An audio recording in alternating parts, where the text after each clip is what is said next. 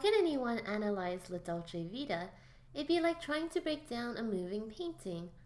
I think Fellini was trying to capture, beautifully, the culture, atmosphere, and essence of his times, and what could one say about that? Critics call this film a masterpiece, and if you're an everyday viewer, you either agree or find this film, well, a bit boring. But why can't it be both? Perhaps the way in which the film shies away from emotional engagement is intentional? First, let's back up. La Dolce Vita follows Marcello, a journalist living in Rome, as he flows through the events in the lives of others, in a rather stream of consciousness way. He enters people's lives, but only superficially, glossing over them. Some of the characters return later on in the film, many don't. Most films try to maximize the emotional intensity of a scene, and they do this through a mixture of close-ups and other dramatic camera techniques, the use of appropriate or intentional music, and most importantly, through having built the scene up. In a great film, it washes over you with resonance. In a less great film, you can almost feel it straining to tell you how to feel. La Dolce Vita definitely does not do this. It uses many techniques to sometimes emotionally confuse the viewer and oftentimes emotionally detach them from the characters. It sounds counterintuitive, but this raises many questions about the nature of journalism and the nature of entertainment. More on that later. First, let's go through the techniques. Fellini uses a lot of medium and long shots and only very rarely uses the close-up, which brings you closer to the characters. Oftentimes, when the event happening on screen reaches a dramatic peak, the camera pulls away instead of pushing in, like this scene in which Steiner's wife is about to find out that something terrible happened. It's supposed to be an emotional climax, but we get no close-ups. This shot comes close to a close-up, but it's a two-shot that really only shows the back of her head. There is, of course, also the presence of many other people in the shot, something that recurs throughout the film, and this dampens the emotional resonance because of its subconscious effect on the audience that we don't know who to focus on. The coverage is also pretty unconventional. In this scene, Marcello and his fiancée Emma have a huge fight, and the camera is behind the characters. Fellini often uses the two-shot instead of the shot-reverse shot. The shot-reverse shot places the audience in the middle of the conversation, making us feel like a participant, prompting us to relate to one of the characters, whereas the two-shot places the audience in front of the characters, drawing attention to the fact that we're actually just observers. Then there's the music, or lack of it. Almost all the sound used in the film is diegetic, meaning sound that the characters themselves can hear. In this iconic scene in which Marcello supposedly meets the love of his life, we can only hear the sound of the fountain.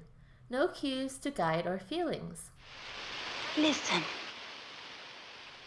Part of this might be to convey the theme of emotional detachment when viewing things through a screen.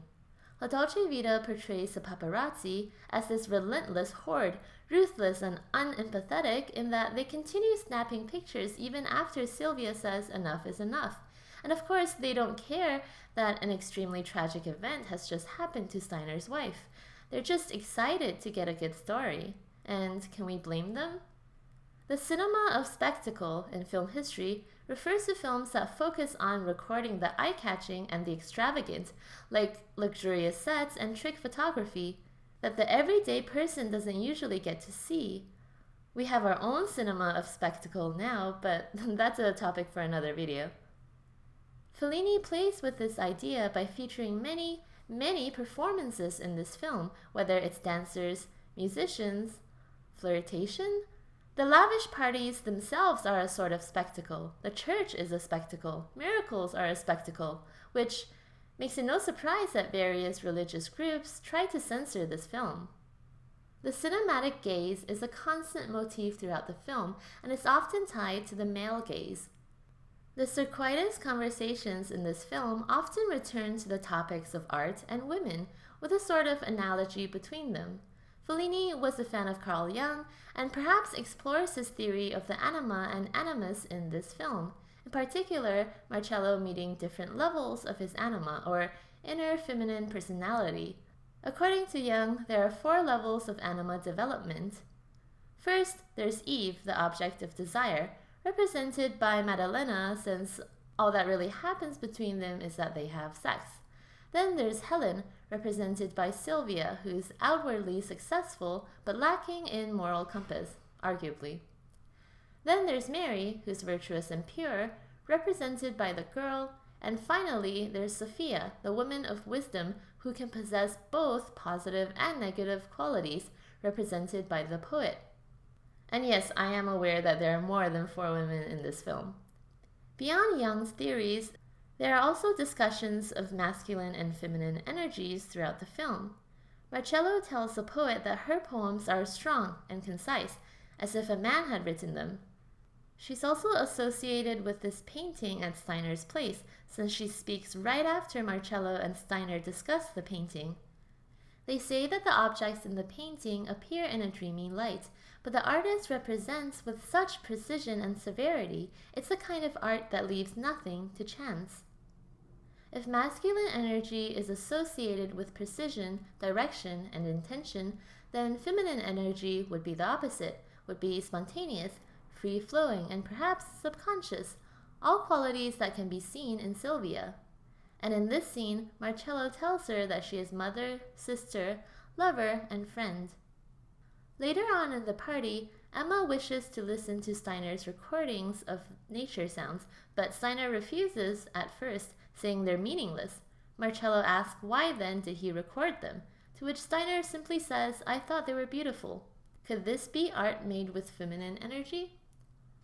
I don't think it's an accident that in the last scene of the film, with the bizarre fish, someone asks if it's male or female.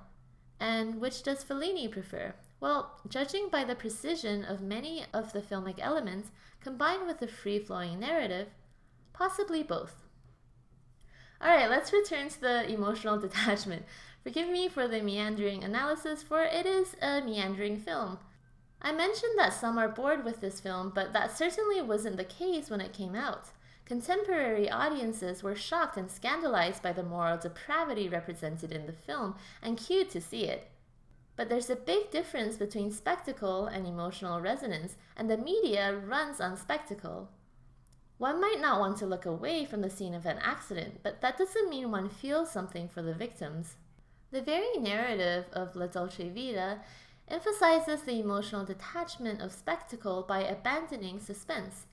If the films of Alfred Hitchcock strive to build up suspense, then La Dolce Vita releases it. In the first segment, the film trains the audience to not expect any closure or payoffs. It's an awkward scene, and we wonder what the aftermath would be, but nothing comes of it. We don't see the reaction, we move on. This sets up the tone for the rest of the film. Fellini was influenced by Buñuel, and this film reminds me of The Phantom of Liberty, in that they're both made up of vignettes that have little connection to one another. But whereas each vignette in Buñuel's film has its own beginning, middle, and end, culminating in its own little climax as if a punchline to a joke, the Fellini vignettes always leaves you hanging, releasing the thread and never returning to it again. We never see the reaction or aftermath of any dramatic event, kind of like watching the news, which is now more than ever a spectacle machine. When Marcello professes his love for Sylvia and her fiancé gets jealous, we wonder how things are going to pan out, but then we just never see her again.